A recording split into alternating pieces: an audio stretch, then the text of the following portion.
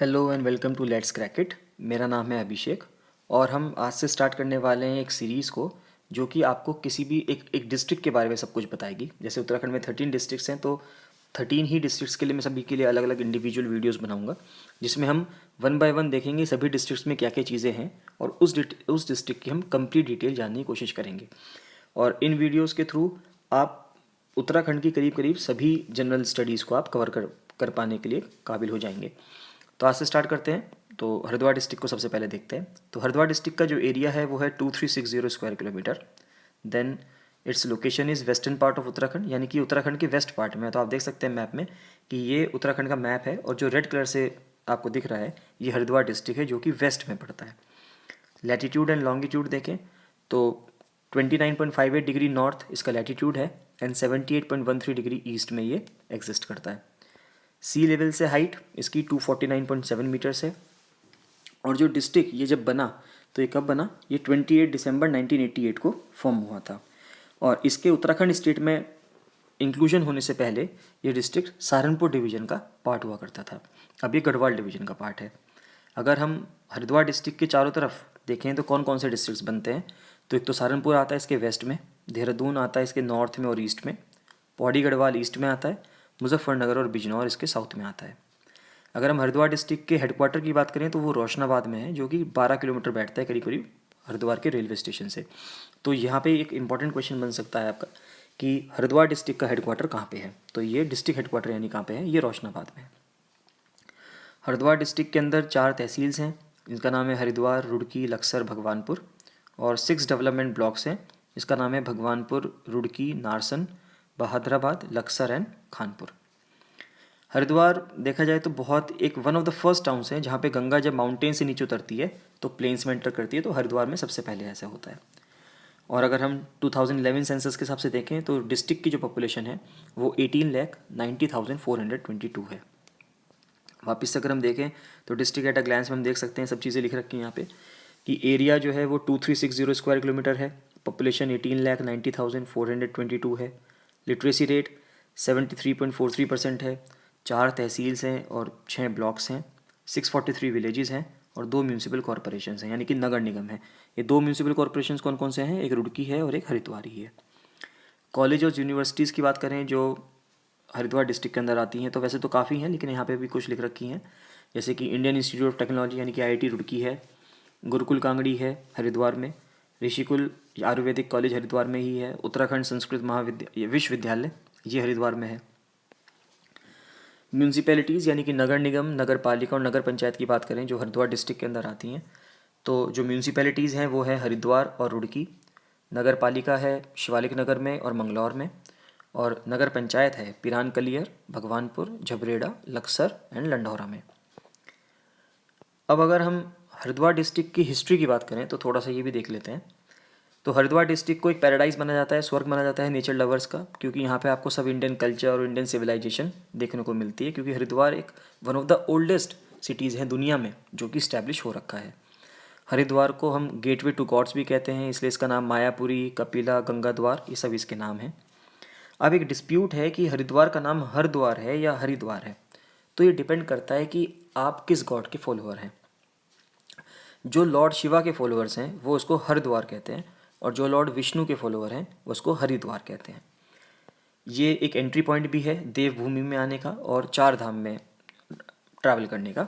4 धाम का मतलब है वो 4 मेन सेंटर्स जो कि उत्तराखंड के पिलग्रिमेज हैं, हिंदू पिलग्रिमेज है बेसिकली। बद्रीनाथ, केदारनाथ, गंगोत्री एंड यमुनोत्री ये 4 पिलग्रिमेज है, लेकिन इसमें इनके लिए इनको जाने से के लिए आपको हरिद्वार डिस्ट्रिक्ट में एंटर करना ही पड़ेगा। ऐसा भी माना जाता है कि जो लेजेंडरी किंग भागीरथ थे इन्होंने रिवर गंगा को स्वर्ग से धरती पर उतारा था to provide salvation to his ancestors, यानी अपनी जो एंसेस्टर्स थे उनके सेल्वेशन के लिए इन्होंने इनको धरती पर उतारा था गंगा रिवर को। ये भी कहा जाता है कि जो हरिद्वार है इसमें 3 गॉड्स का प्रेजेंस है, ब्रह्मा, विष्णु एंड महेश, जिसमें कि लॉर्ड विष्णु के फुटप्रिंट, ऐसा माना जाता है कि जो लॉर्ड विष्णु के जो पद चिन्ह है यानी कि फुटप्रिंट है, ये जो अपर वॉल है हर की बॉडी की वहाँ पे है भी। और होली गंगा रिवर का यानी गंगा का जो पानी है वो हमेशा इसको टच भी करता रहता है। जो बहुत गहरे बिलीवर्स होते हैं, डिवोट बिलीवर्स हैं, वो ये भी फील करते हैं कि आप हेवन जाएंगे यानी स्वर्ग जाएंगे और आपको सेल्वेशन प्राप्त हो जाएगा, अगर यानी कि मुक्ति प्राप्त हो जाएगी आपको, अगर आप हरिद्वार में गंगा रिवर में नहा लेंगे, क्योंकि गंगा को बहुत पवित्र नदी माना गया है। हरिद्वार एक वो भी जगह है जहाँ पे कुंभ मेला होता है हर 12 साल में, और अर्ध कुंभ होता है हर 6 साल के अंदर। ये भी कहा जाता है कि जो ड्रॉप थी अमृत की, एलेक्जायर इसको कहा जाता है, जो कि ब्रह्मकुंड में गिरी। हर की पैड़ी के पास एक ब्रह्मकुंड लोकेटेड है, वहाँ पे माना जाता है कि जो अमृत की, ये भी अमृत की स्टोरी भी आगे आएगी, ये अमृत कहाँ से आया, कि हर की पैड़ी के पास जो ब्रह्मकुंड है वहाँ पे कुछ बूंदें गिरी थी अमृत की, इसलिए ब्रह्मकुंड में नहाने से ये माना जाता है कि मतलब ये एक बहुत ही ऑस्पिशियस जगह है नहाने के लिए। और ये भी माना जाता है कि जब जुपिटर यानी कि बृहस्पति कुंभ के साथ टू साइन एक्वेरियस यानी कुंभ के साथ हर 12 साल में एक बार आता है, और उसी टाइम पे यहाँ पे महाकुंभ का फेयर सेलिब्रेट भी किया जाता है हरिद्वार में। Yet beyond the mystic aura in mythology, Haridwar cast another magic spell on the visitor. ये ओल्डेस्ट लिविंग सिटीज़ है, जैसे कि मैं पहले ही बता चुका हूँ। Haridwar find its mention in the ancient Hindu scriptures, जो हिंदू स्क्रिप्चर्स हैं यानी कि जो हमारे एपिक्स हैं, किताबें हैं, उन सब में काफ़ी हरिद्वार का मेंशन बहुत टाइम पे पाया भी जाता है। It weaves through the life and time stretching from the period of the Buddha to the more recent British advent. तो चाहे बुद्धा का टाइम हो 563 BC के आसपास का, और ब्रिटिश एडवेंट हो यानी कि आफ्टर 1600 या 1757 के बाद, तो ब्रिटिशर्स ने बैटल ऑफ प्लासी के बाद इंडिया पे पूरा रूल करना ही शुरू कर दिया था, तो उस टाइम पे भी हरिद्वार का अपने आप में एक सिग्निफिकेंट रोल रहता है। तो Haridwar has not only remained the abode of the weary in body, mind and spirit, but also served as center of attraction for many for learning the arts, science and culture। आप देख सकते हैं कि हरिद्वार में बहुत सारे इंस्टीट्यूट्स हैं, चाहे वो आयुर्वेद से रिलेटेड हो, चाहे वो योगा से रिलेटेड हो, और साइंस से रिलेटेड हो या कल्चर से रिलेटेड हो, तो सभी बहुत से स्टूडेंट्स यहाँ पे आते भी हैं पढ़ने के लिए। और जो किसी को गुरुकुल अगर ट्रेडिशन में पढ़ना है तो उसकी परंपरा भी हरिद्वार में अभी जीवित है। तो Haridwar long standing position has a great source for Ayurvedic medicine. Ayurveda का यहाँ पे बहुत ज़्यादा हरिद्वार के अंदर ट्रेड होता है, ट्रेड भी होता है और उसकी पढ़ाई भी होती है। Herbal remedies as well as unique gurukul school of traditional education, जो परंपरागत यानी कि पुराने ज़माने से जो गुरुकुल स्कूल की जो परंपरा है वो अभी भी हरिद्वार डिस्ट्रिक्ट के अंदर फॉलो की जाती है। Haridwar is one of the first towns where Ganga emerges from the mountains to touch the plains, ये हम देख चुके हैं। यहाँ पे पानी साफ़ रहता है, ठंडा भी रहता है क्योंकि तुरंत पहाड़ से उतर के आता है। राजा जी नेशनल पार्क भी यहाँ पे है, ये सिर्फ 10 किलोमीटर है हरिद्वार से, और ये एक आइडियल डेस्टिनेशन है फॉर वाइल्ड लाइफ। जो वाइल्ड लाइफ को या एडवेंचर लवर्स होते हैं उनके लिए बहुत ही अच्छा डेस्टिनेशन है।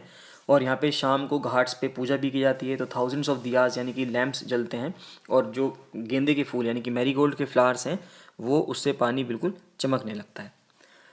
Haridwar as today has not only religious importance, लेकिन उसका मॉडर्न सिविलाइजेशन का भी इसको टेम्पल माना जाता है, क्योंकि जो BHL है, भारत हैवी इलेक्ट्रिकल्स लिमिटेड, ये एक महारत्ना PSU है, पब्लिक सेक्टर अंडरटेकिंग है इंडियन गवर्नमेंट की, तो वो भी यहाँ पे सिचुएटेड है। और साथ में यहाँ पे इंटीग्रेटेड इंडस्ट्रियल एस्टेट भी है जिसको हरिद्वार में इस्टेब्लिश किया गया था सिडकुल के नाम से। इसकी भी हम आगे पढ़ेंगे, इसकी चर्चा करेंगे आगे। तो सिडकुल को यहाँ पे इस्टेब्लिश किया गया है जिससे कि बहुत सारे लोगों को यहाँ पे रोज़गार भी मिलता है, जॉब्स भी मिलती हैं। IIT रुड़की, जो इसको पहले रुड़की यूनिवर्सिटी कहा जाता था, वो भी अपने आप में एक ओल्डेस्ट और प्रेस्टिजियस इंस्टीट्यूट है साइंस के लिए और इंजीनियरिंग को पढ़ने के लिए। जो बहुत एक अच्छी यूनिवर्सिटी है डिस्ट्रिक्ट की वो है गुरुकुल, इसका बहुत बड़ा कैंपस है। गुरुकुल के बारे में हम आगे पढ़ेंगे कि किस तरीके से गुरुकुल को इस्टेब्लिश किया गया था। अब अगर हम ये देखें कि हरिद्वार डिस्ट्रिक्ट में क्या चीज़ उगती है यानी कि प्रोड्यूस क्या होता है, तो अगर हम नेचुरल क्रॉप्स के बारे में देखें तो शुगर केन एक मेन क्रॉप है हरिद्वार डिस्ट्रिक्ट की, और करीब करीब 3 शुगर मिल्स हरिद्वार में लोकेटेड भी हैं।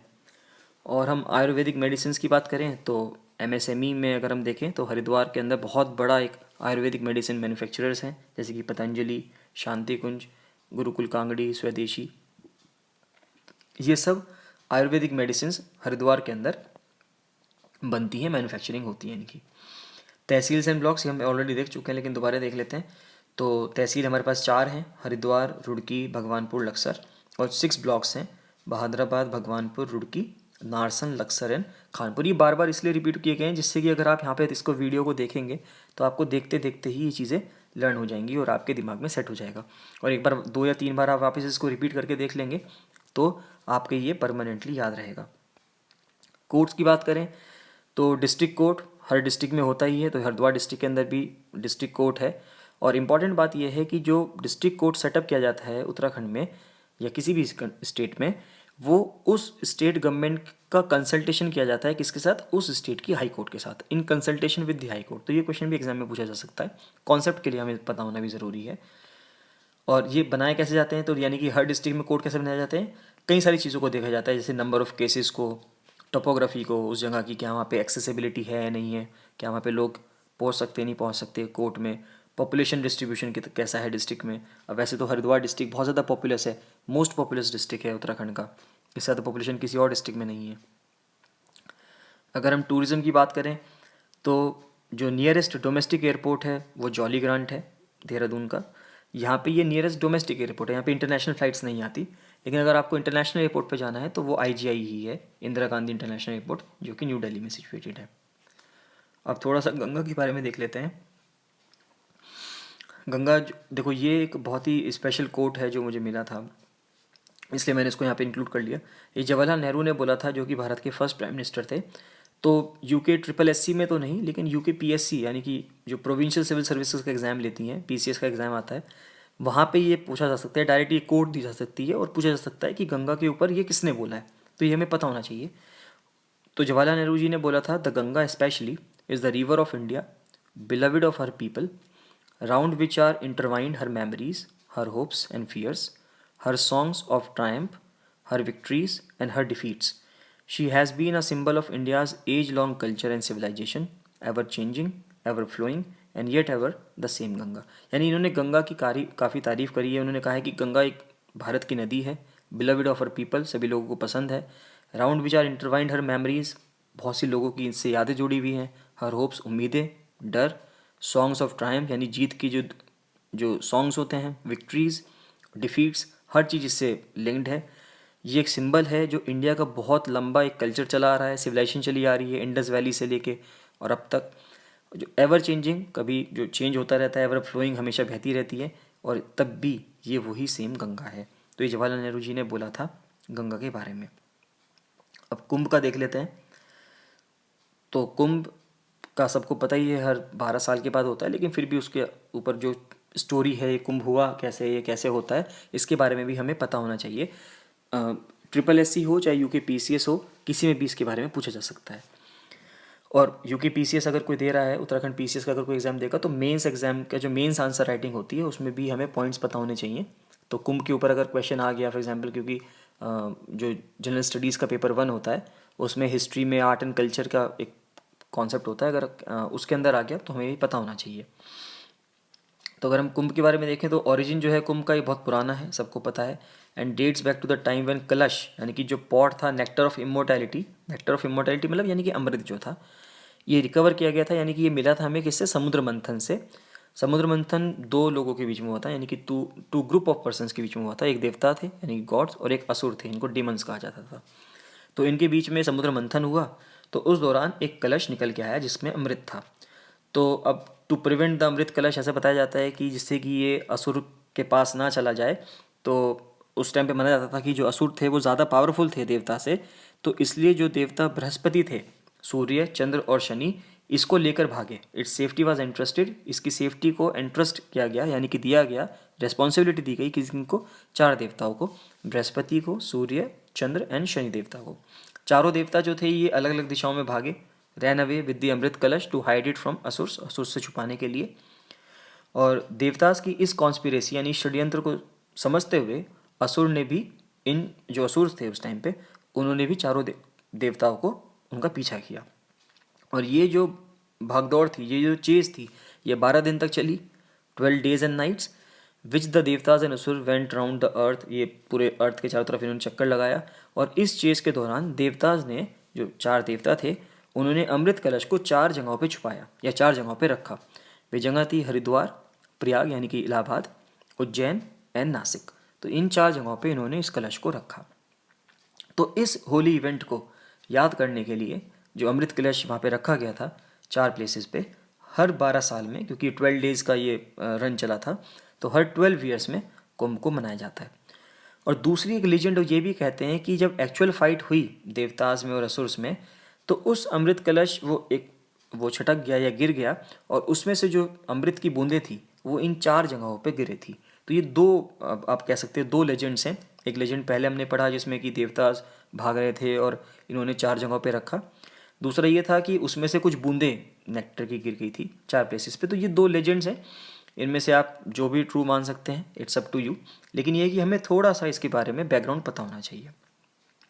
ठीक है, और अभी ये कंटिन्यू करते रहेंगे द रिलीजियस इंपॉर्टेंस, ये हम नेक्स्ट वीडियो में करेंगे क्योंकि फिर नहीं तो एक वीडियो काफ़ी लंबी हो जाएगी।